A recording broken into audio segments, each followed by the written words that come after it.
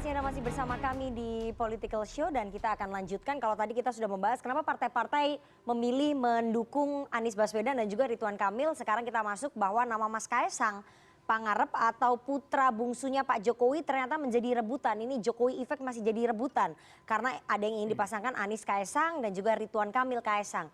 Tapi pencetusnya pertama adalah Partai Kebangkitan Bangsa. Kita ingin tanya dulu ke Mbak Lulu, tapi sebelum kita tanya, saya akan putarkan dulu pernyataan dari Ketua DPW PKB DKI, Hasbullah Ilyas kemarin yang menyampaikan bahwa duet Anies Kaesang ini akan didorong oleh PKB. Justru yang sudah ada koalisi, sudah pembicaraan soal komunikasi yang sudah ada hari ini PSI. Enggak, saya kira daripada Kaesang lebih tepat Itu nanti keputusan partai, Pak. Insya Allah PKB nggak berubah sampai Agustus, sampai pencalonan. Mudah-mudahan kita bisa komunikasi dengan PSI, mudah-mudahan Anies Kaesang. Terima kasih. Itu tadi pernyataan dari DPW PKB DKI. Saya mau ke Mbak Lulu lagi ya. Mbak Lulu, DPW PKB mengusulkan duet Anies dengan Kaesang. Apakah karena PKB tidak mau berseberangan dengan koalisi Prabowo dan Pak Jokowi sehingga ingin menduetkan Anies dengan Kaesang? Ini cara pragmatisnya ini cara pragmatisnya PKB nggak, Mbak Lulu?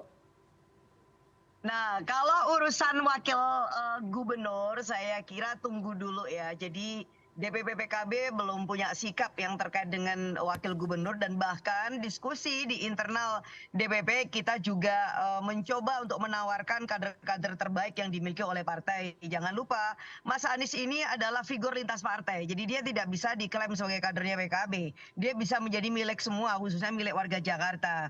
Dan kemudian Mas Kaesang juga bukan kader PKB dan kita juga punya 10 kursi. Saya kira wajar kalau kemudian ada juga keinginan dari DPP PKB atau internal lah ya di PKB khususnya yang ada di DPP untuk menawarkan kader-kader kita kepada rekan koalisi kita nanti. Kan kita ini belum tahu pada akhirnya kita akan berkoalisi kepada siapa karena memang kursi kita juga tidak cukup.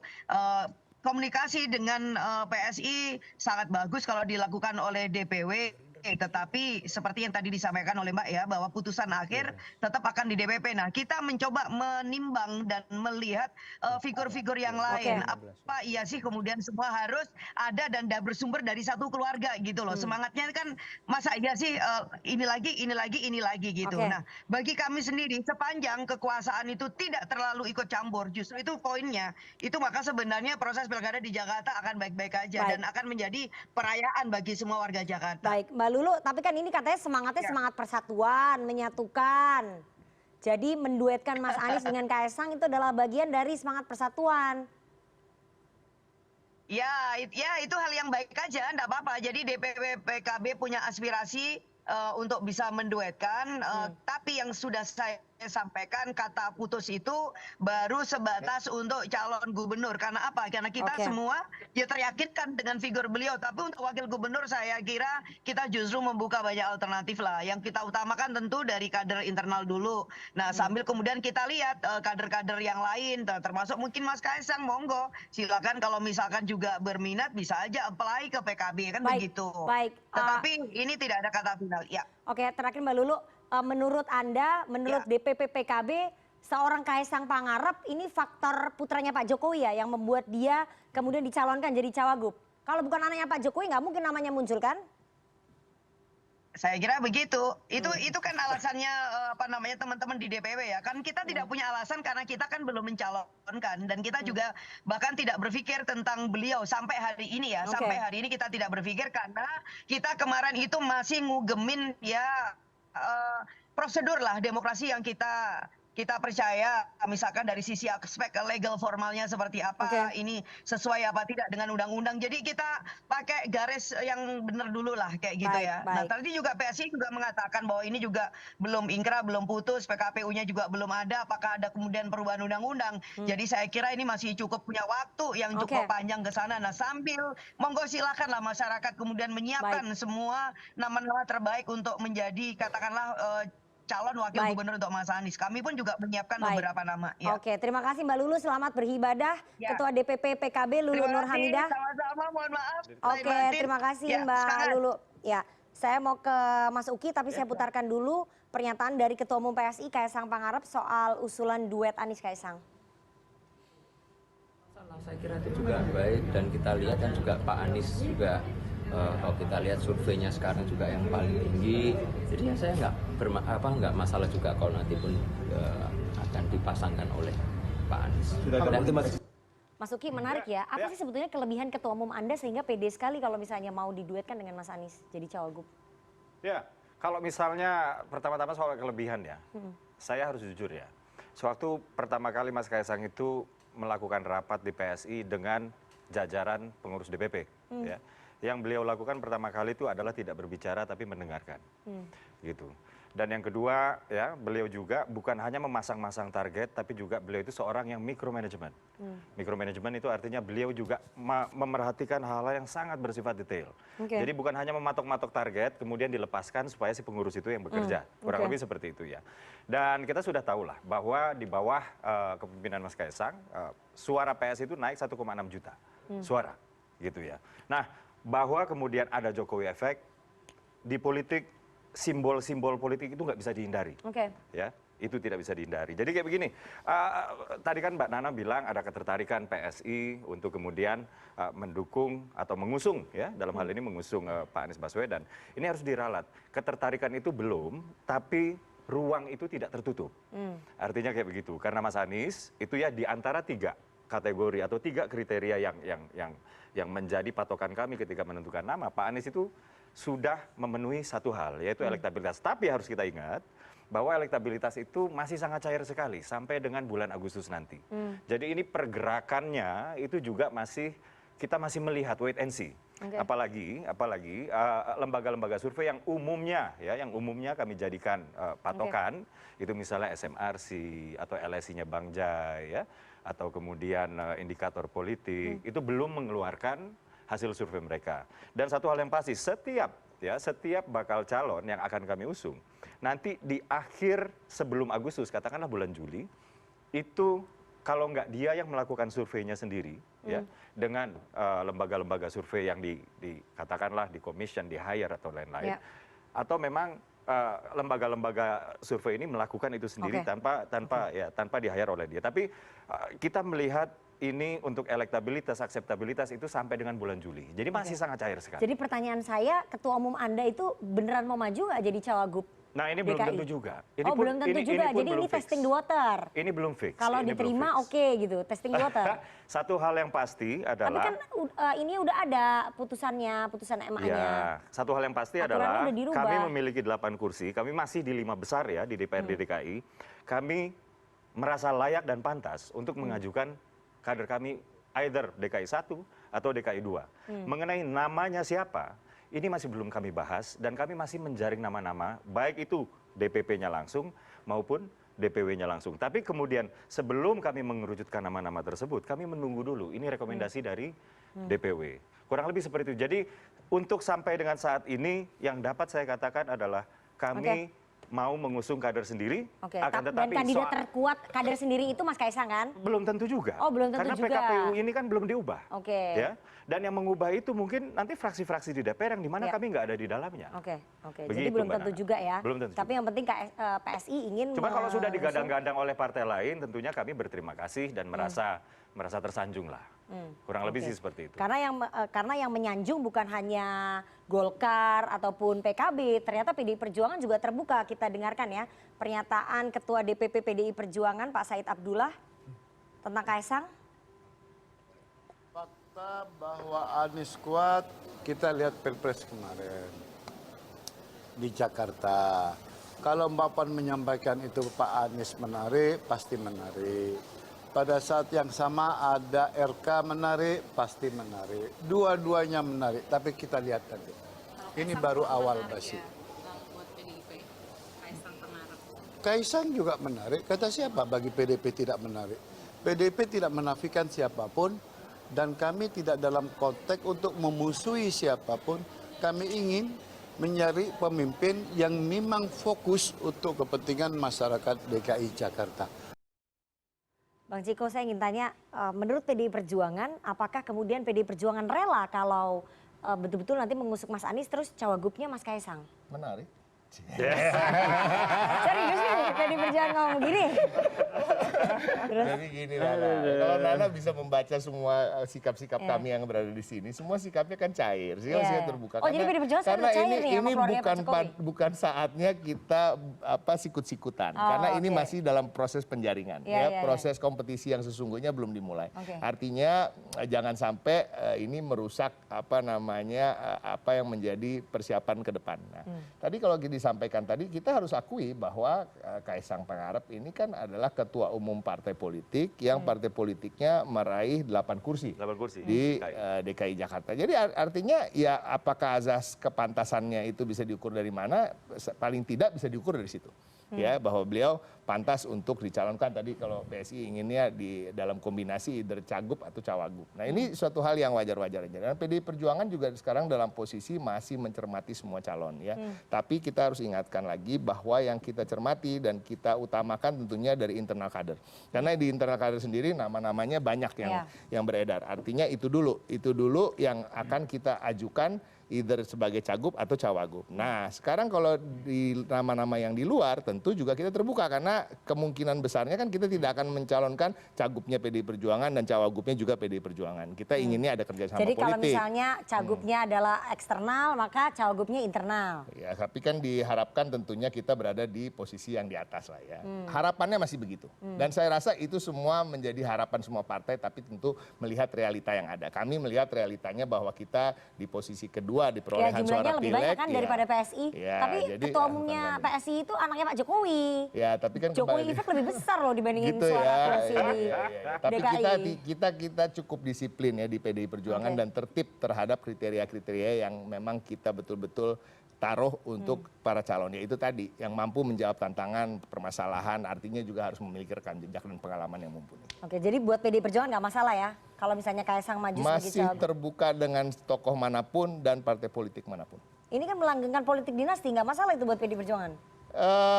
Ya kita harus lihat sekarang pada prinsipnya itu tadi yang harus dilihat adalah Kaisang sekarang adalah ketua umum partai politik yang berhasil mencapai 8 kursi di DKI Jakarta. Itu aja dulu. Oke. ya. Kalau PDI Perjuangan masih membuka kemungkinan bagaimana dengan Nasdem, Mas Wibi? Apakah kemudian Nasdem rela misalnya Mas Anies berpasangan dengan Kaisang? Kami masih fokus Sampai minum dulu nih bentar ya. Silakan. Jadi memang kita masih fokus lah. Karena dari DPW DKI Jakarta sudah mengusulkan 3 nama itu. Kita mesti lihat teropongan dari Pak Surya nih. Kira-kira ini siapa nih buat di Jakarta. Dan kita hormati, kita apresiasi mitra koalisi kita di Pilpres PKB ya. Di Jakarta Kakak Hasbi Ala Ilyas mendeklarasikan Pak Anies. Bahkan juga menyampaikan nama tambahan yaitu Mas Kaisang. Ya menarik Mas Kaisang. Jadi Nasdem nggak ada masalah? Responnya kan ternyata dari Mas Uki nggak seperti itu. Responnya itu masih sangat jauh. Bahkan terkesan kalau saya dengar dari Mas Uki itu kayaknya nama Mas Kaisang diseret-seret sama PKB kalau perasaan saya. Ya Kan Mas Kaisangnya juga ngomong, saya siap jadi cawagup. Soalnya tadi kan sebelum acara kan diceritain orang Mas Kaisang tuh tipikalnya kan nggak mau berkonfrontasi dia. Jadi kalau ada orang yang menyebutkan nama ya dia welcome saja. Tapi bagi Nasdem Mas Kaisang kalau mau maju harus benar-benar punya niat yang kuat dulu. Kami akan nilai betul beliau ini layak nggak untuk maju jadi wagub. Jangan lucu-lucu di Jakarta ini beda nih Kan konteksnya. ketua umum PSI, suaranya naik 1,6 juta, anaknya Pak Jokowi. Gimana? Jakarta, this is our city ya. Apa tuh maksudnya? Ini city yang berbeda dengan mungkin kalau kontestasi nasional yang lain di wilayah-wilayah lain. Kompleksitasnya itu akan lebih luar biasa. Jadi seorang Kaisang yang masih muda, even though dia adalah masih seorang hijau, belum putra Pak Presiden dan dia ketua umum partai, dia harus mempunyai sesuatu goodwill yang luar biasa untuk memimpin kota ini. Dan kita tidak akan bagi Partai Nasdem memberikan orang-orang yang tidak mempunyai niat yang tulus dan mau bekerja luar biasa untuk rakyat Jakarta untuk memimpin Jakarta. Kita akan menilai sangat amat detail, spesifik, kapasitas calon pemimpin untuk Jakarta ke depan. Oke. Tapi Nasdem berkepentingan nggak dengan jumlah kursi yang lebih banyak kan? Nasdem kan jumlah kursinya lebih banyak dibandingin PSI di DKI. Nasdem berkepentingankah menaruh kadernya sebagai cawagupnya Mas Anies? Ya tentu dong, kan sudah disampaikan dalam rekomendasi DPW Jakarta ada Bang Ahmad Saroni, kita yakin beliau juga punya satu value ya untuk Jakarta, bagaimana dia memperjuangkan tentang penegakan hukum dengan tagline no viral no justice atau seperti itu, dan itu disukai oleh masyarakat Jakarta, gimana ada respon atau umpan balik daripada pejabat untuk bisa melakukan satu kerja-kerja nyata kepada masyarakat, dan ini harus dipertimbangkan. Dan kami memberikan rekomendasi itu ke Bapak kita Pak Surya. Tinggal beliau yang memutuskan. Oke, kita tunggu berarti. Tapi Nasdem nggak resisten ya dengan ide menduetkan Anies dengan Kaisang ini? Nanti saya mungkin mengundang Mas Kaisang ngopi di warung kopi biar lebih Mau akrab. untuk tahu ya? Lebih Berarti nggak resisten dong, sama seperti PD Perjuangan masih membuka. Sangat amat terbuka kita ngobrol. Oke. Ternyata Mas Kaisang diperebutkan oleh yang mendukung Anies ini. Kesimpulannya kok diperebutkan? Enggak diperebutkan loh, kan PKB gitu maksudnya. Nasdem kan semuanya membuka. Ternyata Ridwan Kamil juga mempertimbangkan menduetkan Ridwan Kamil dengan Kaisang, Golkar. Mbak Nana ini bukan diperebutkan, dilirik. Oh, dilirik. Itu berbeda. Tapi yang lirik banyak namanya diperebutkan. Iya, ini ibaratkan Kaisang ini gadis cantik gitu loh. Oh iya. Banyak pemuda yang virgin lagi. Akhirnya seperti itu. Jadi tidak memperebutkan gitu. Nah, kalaupun itu menjadi lirik daripada beberapa partai, itu hal yang wajar karena tadi sudah disampaikan oleh Uki bahwa dia ketua umum partai, dia berhasil meningkatkan suara satu kemana terlepas daripada dia anak presiden, ya tidak mungkin juga presiden bisa mencampur sampai detail sampai ke bawah PSI, tidak mungkin itu pasti ada kemampuan manajerial daripada Kaisang, dan itu teruji di pileg kemarin. Nah, oleh karena itu kalau partai-partai melirik dia untuk menduetkan dengan Anies maupun menduetkan dengan Ridwan Kamil, ada suatu yang sangat wajar. Cuma saya ingatkan, menduetkan Ridwan Kamil dengan Kaisang, diyakini Golkar formula menang nggak? yakin. Oke. Sesuatu pasti kita harus yakini. Karena begini, Kenapa? Anies punya pengalaman memimpin Jakarta, Ridwan Kamil punya pengalaman memimpin Jawa Barat. Penduduk Jawa Barat lebih besar daripada Jakarta, tapi tantangannya berbeda. Dan ke depan, tantangan di Jakarta ini berbeda dengan 5 tahun yang lalu. Sekarang ibu kota udah pindah. Tentu harus punya visi, konsep yang jauh ke depan, bagaimana merubah Jakarta. Tapi dengan memasangkan Ridwan Kamil dengan Kaisang bisa menjawab tantangan-tantangan 5 tahun ke depan itu? Sangat bisa, karena memang Ridwan Kamil itu punya kreativitas, dinamis, inisiatif yang sangat tinggi. Dia bisa merancang berbagai hal. Dengan wakilnya Mas Kaisang? Mas Kaisang kan juga sudah punya pengalaman di Jakarta ini ya. Karena dia sudah memimpin partai yang bersifat nasional, bukan lokal. Nah, seorang anak muda yang masih berumur 25 ya? Okay. 29 tahun, tapi sudah bisa memimpin partai nasional. Jangan lihat hanya karena Jokowinya. Ya, tapi banyak banget Bang anak muda di Republik ini selain Mas Kaisang. Sekalipun dia anak presiden, tapi kalau tidak punya kemampuan individual dari sisi manajerial, itu tidak mungkin bisa memimpin dengan baik. Tidak mungkin Jokowi yang datang ke PSI di situ membantu memimpin rapat, tidak mungkin. Dia tentu punya kemampuan manajerial dan punya harisma. Kalau seorang pemimpin tanpa harisma, tidak mungkin juga bisa diikuti oleh anggotanya. Jadi jangan kita lihat dari secara subjektif dari suatu sudut bahwa dia hanya anak presiden. Kalau kita bicara soal polisi dinasti, itu bukan salah Jokowi. Ya. Polisi dinasti itu kehendak undang-undang dan sudah dimasuki oleh para politisi. Jadi kalau banyak pengamat yang menyatakan ini politik dinasti dan sebagainya, itu logika yang sangat keliru. Kenapa? Undang-undang memungkinkan dan sekarang sudah dimati oleh para politisi. Coba, saudara kandung DPR sama-sama, suami istri DPR sama-sama, dari politik bupati suaminya ke istrinya, istrinya ke anaknya. Itu sejak ada undang-undang ini. Oleh karena itu kalau kita bicara tentang dinasti, salahkan pembuat undang-undang. Tapi juga undang-undang sudah pernah di review, di mana dilarang. Kita bicara lagi nih RK sama Kaisang. Supaya jangan kita ranci ya, mengkaitkan presiden selalu dengan polisi dinasti. Ini saya ingatkan aja bahwa politik dinasti itu adalah kehendak undang-undang, ruang yang diciptakan oleh undang-undang. Oke. Jadi menduetkan Ridwan Kamil dengan Kaisang menurut Golkar bisa tidak semata-mata hanya melawan Anies. Oh, sangat bisa. Nggak bisa. Oke. Dan kalau kita lihat, tapi ini survei bulan Januari, survei tidak bisa menjadi patokan itu. Baik. Kalau dari sisi performance, figur, kepengalaman, memang ini persaingan ketat ini antara Ridwan Kamil dengan Anies Baswedan. Tergantung wakilnya. Oke, saya mau ke Mas J. Mas J, berebut Jokowi effect dengan memasangkan Anies ataupun RK Ridwan Kamil dengan Kaisang.